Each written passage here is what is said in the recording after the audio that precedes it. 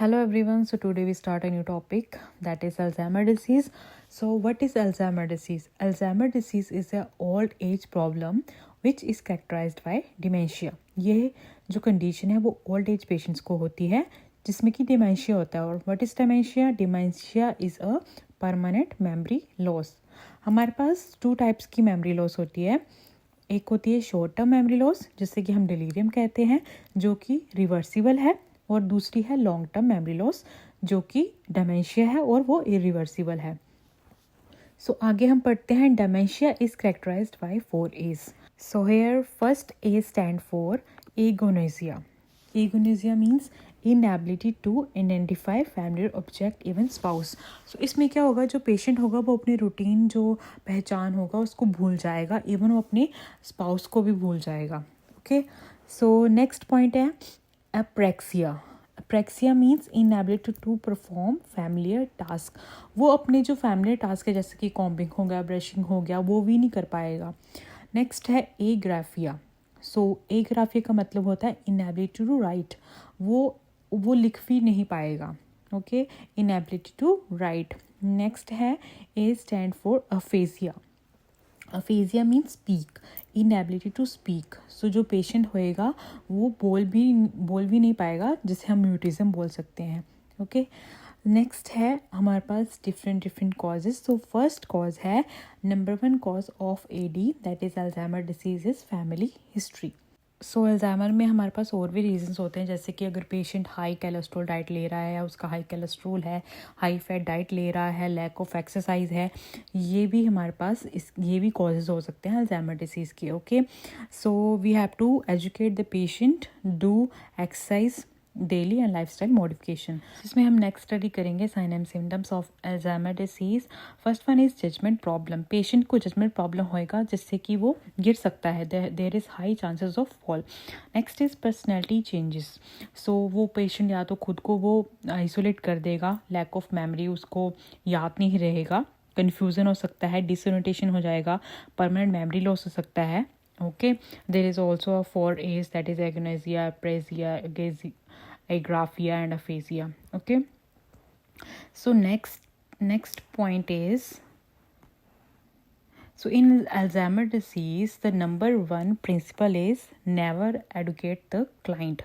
हमने कभी भी एजुकेट नहीं करना है क्लाइंट को. कि पेशेंट को तो हम एजुकेट नहीं कर सकते क्योंकि उसका मेमोरी इशू है, तो हमने जो भी एजुकेट करना है उनके केयर टेकर को ही करेंगे. Okay, so first one is, इसमें जो हमारे पास मेन जो हमारे पास टॉप मोस्ट प्रायोरिटी है वो that is safety precautions. We have to provide the safety precautions to the patient. So first one is safety. There is not throw rugs. जो mats होते हैं वो नहीं होने चाहिए. Washroom should have grab bars. जो वॉशरूम में grab bars होने चाहिए, वेल लाइटेड होल होना चाहिए. Okay, patient non skid shoes wear कर सकता है and they should have motion sensor and door sensors. So next point है, they have a bracelet all the time. और पेशेंट को हम ब्रेसलेट पहना के रखेंगे जिस पे भी हमारा उस पर उसका नाम होएगा, एड्रेस होएगा, फ़ोन नंबर होएगा. Room should we never have lock. So जो रूम है वो कभी भी हमने लॉक नहीं करना है. Only 2 room should be lock. सिर्फ 2 रूम्स ही लॉक्ड होने चाहिए, और 1 with stair and 1 with entry or exit. Okay, 1 with stair and 1 with entry exit. These doors should be locked. Okay, then next point. So in Alzheimer disease patients, we have to communicate with use of pictures, like print display pictures at every room, right? And all the toxic things should be in the lock and key, so or in a cabinet. And the medicine never in a pill dispenser room. So all sharp things out of reach. हमने उनकी जो भी sharp things होंगी वो वहाँ नहीं रखनी है, out of reach रखनी है. और toxic liquid out of reach, जो भी liquids होंगे, toxic liquids होंगे, वो उनके आसपास नहीं रखने हैं. use close ended communication. हमेशा हमने close ended communication ही यूज़ करनी है. नेक्स्ट नंबर 2 प्रिंसिपल है, never ever tell them truth. और हमने पेशेंट को कभी भी सच नहीं बताना है. Never tell them truth, instead acknowledge the feeling and always redirect the patient, never ignore them. So number 1 जो हमारे पास पॉइंट था कि टॉप मोस्ट जो प्रायोरिटी है वो हमारे पास है safety, that is fall precautions. We have to provide the fall precautions, safety precaution to the patient. And the next, जो next topmost priority है, that is कभी भी हमने उनको सच नहीं बताना है, उनको सिर्फ उनकी जो फीलिंग्स है उनको एक्नॉलेज करना है, उनको रिटरैक्ट करना है वो, बट कभी भी उनको इग्नोर नहीं करना है. और लास्ट में हमारे पास जो एक मेडिसिन है, दैट इज़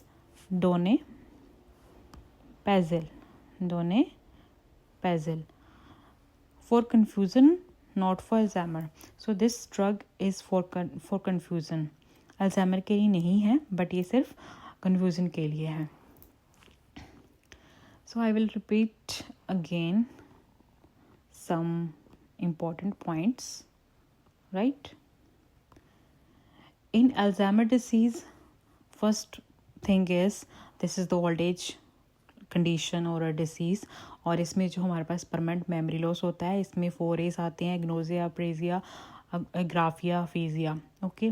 और इसमें हमारे पास जो मेन रीज़न होता है, अगर कोई पेशेंट हाई कोलेस्ट्रॉल डाइट ले रहा है, हाई फैट डाइट ले रहा है, लैक ऑफ एक्सरसाइज नहीं कर रहा है, okay, the main reason is this. तो इसमें टॉप नॉच जो हमारे पास प्रायोरिटीज़ हैं, that is safety precaution, and हम रीडायरेक्ट करेंगे पेशेंट को, कभी इग्नोर नहीं करेंगे.